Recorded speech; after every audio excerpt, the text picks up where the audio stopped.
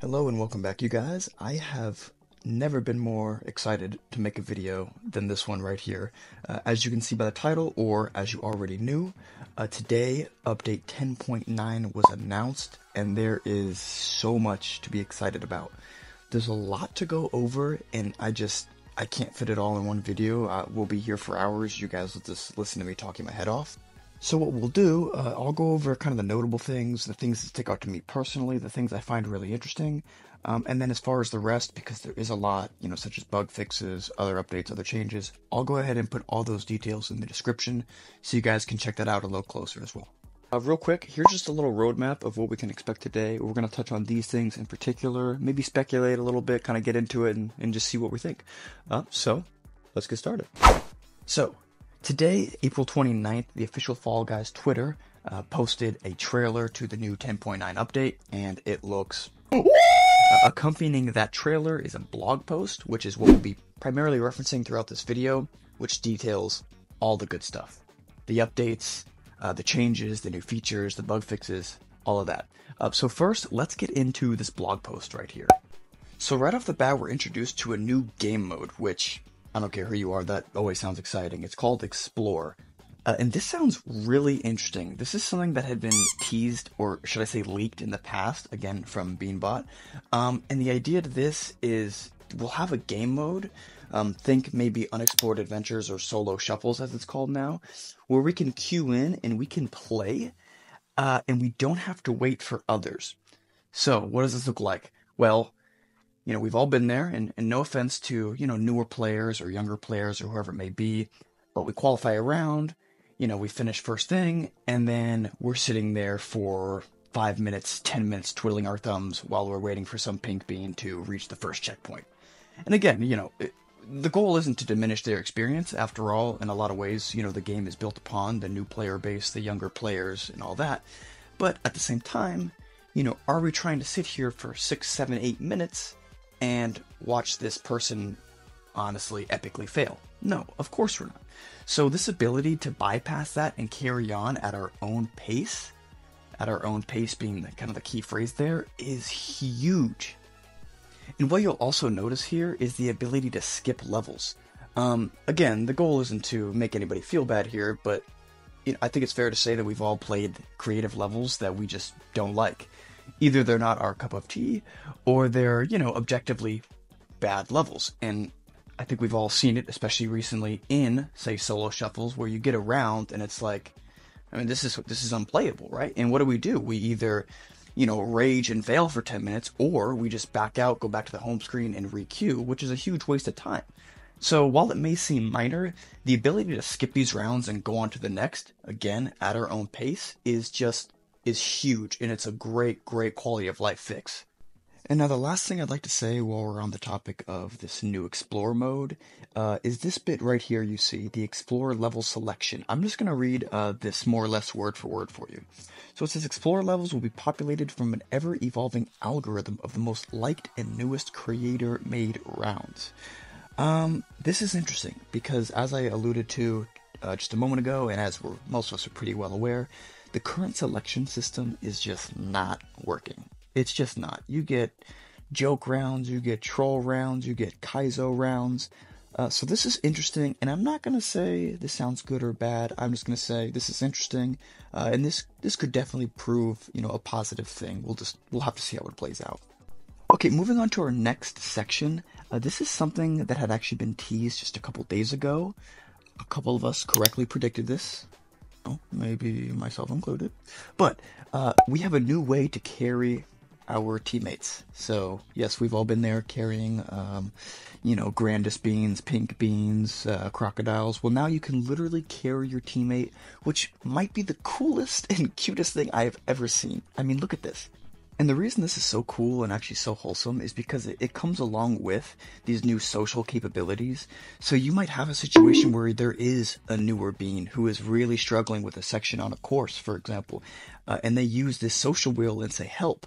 Now you can go over and you can literally piggyback them across a certain point or across the map. And I just think that is so cool. And I think it's a great direction for Fall Guys to take.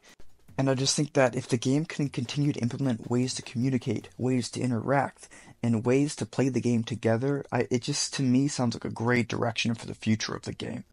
Okay, moving on to our next section, the Beans Made Better section. Full disclosure, this is by far the part I'm most excited for. What this is denoting is physics changes and physics improvements. Okay, so I'll go ahead again and just read a little bit of this. As you can see, in order to reduce frustration, you'll still ragdoll when hit by obstacles, but you'll notice we've reduced moments where you ragdoll when you really shouldn't. Furthermore, we've increased the speed of getting up and recovering from a knock. And this is great news. For an example, think of when you go through a speed arch, let's say on track attack, and you go through and you hit the ground while you're running and you just fall, seemingly for no reason, okay? Or think about when we're playing, say, Hexaring, and you fall, again, for no reason, but you take like 10 seconds to try to get up, and by the time you've tried to get up, you've already fallen. And of course, these are just a few very small examples of the many, but I think we get the point that the physics, the body blocking, the ragdolling, the taking forever to get up, has not been great, and in fact it's been quite a flaw. So to see them addressing this and having some actual solutions to that is really great news, and it's really encouraging. So still on the topic of the physics, there's a couple very interesting tidbits here actually. This first one is jump height and acceleration. It says your jump height and acceleration has been adjusted also, meaning all jumps will now have more leniency and you'll reach top running speed faster. This is really interesting to me because this is one of those things that, nobody asked for, right? I'm very active on Twitter, Discord, YouTube, specifically with regards to the Fall Guys community, and I've never seen anybody ask for this, and yet this seems like a good idea. And that's why I can appreciate this, is, as evidenced by a couple of these points already, the dev team has taken into consideration, the community feedback, but also they're implementing some new things. Jump height and acceleration. Nobody's asked for that, and yet that seems really cool, and that seems like it could have some cool effects in the gameplay. And kind of along with that, there's another interesting section here, mid-air control. Players having a bit more control to reposition their beans when airborne, saving themselves from elimination. This is also very interesting because, we've all seen it happen where you get flung by a Yeetus or you fall or whatever the case, and it's pretty much a death sentence. But with this could have interesting implications for, controlling yourself and, finding a platform safely, for example. I also think of, like Hexagon. Maybe you're falling, maybe you've ragdolled, and maybe now you'll have an opportunity to recover without just falling directly into the slime. So, again, one of those things we'll kind of have to wait and see how this plays out, but it sounds interesting. Alright, moving on to our next section. This one deals with main show update and changes, and honestly, it's probably the most significant change to the main game. A lot of what we've been talking about has been creative or quality of life, but this is very interesting. So, Knockout game mode, formerly called Solos, is most fun when there are surprises and new levels to master. Starting from now, we will be refreshing the levels in Knockout on a regular basis. It will consist of 32 players, 3 rounds, and 40 levels from MT and creators. Okay, so... what? So as I understand this verbiage, notice how it specifically says formerly known as Solos, which is clearly implying that this is now Solos. There is no more Solos as we knew it, which is weird, right? So now we're looking at 3 rounds and 32 players, so does that mean gone are the days of, the 40 players, the 4, 5, even 6 round solo shows? All signs point to yes. And the rationale here is twofold. One, it's so that winning is achievable for everybody, which of course is a cause I can get behind. And the other is that the games are snappier, which means of course you can play more games. Now where this gets really interesting is right here under this vaulting and knockout refreshing section. It says it's not going to be a repeat of vaulting, which I find hilarious. It's Mediatonic, pretty frankly and honestly, acknowledging vaulting and that it was undesirable. They're saying, our aim with Knockout is that each refresh brings back old classics that we know our players love, alongside a suite of awesome new creative levels. So this has major implications on the game. Not only this new solos, which is called Knockout, but also duos and squads.